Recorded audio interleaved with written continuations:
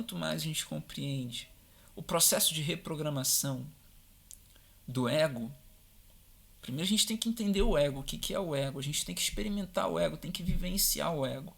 Experimentando o ego, vivenciando o ego, a gente consegue ter uma noção de como que a alma influencia na realidade. Porque o ego, ele mimetiza tudo.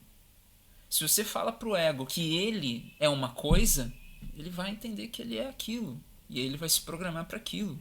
Se você fala pro ego que existe um espírito na frente, ele vai pegar o conjunto de conhecimentos disponível já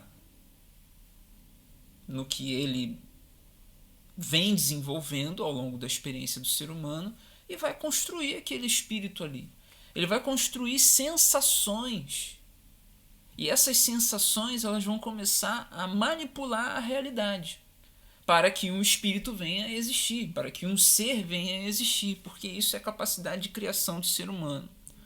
Não significa necessariamente que aquele ser veio de fora, o ser veio de dentro.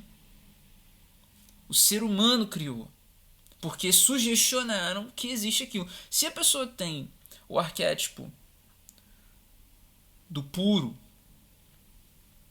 que a sombra do arquétipo do puro é o louco, né? É a loucura. Se ela tem o arquétipo do puro dentro de si, ela vai criar o ser.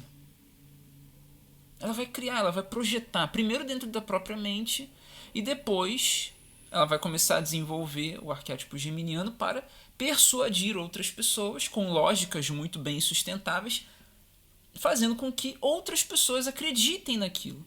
E aquilo começa a ser criado. Primeiramente no plano das ideias, obviamente, depois no plano da imaginação, que a imaginação ela capta o plano das ideias, as ideias estão lá no vácuo quântico, é uma energia que está lá, que só depende do ser humano, o homo deus, né, para poder começar a agir. E no plano da imaginação, o ser começa a imaginar aquilo. E depois do plano da imaginação, ele começa a sentir aquilo. E ao sentir aquilo, ele começa a materializar. E é nessa materialização que as coisas começam, né, a se desenvolver atomicamente.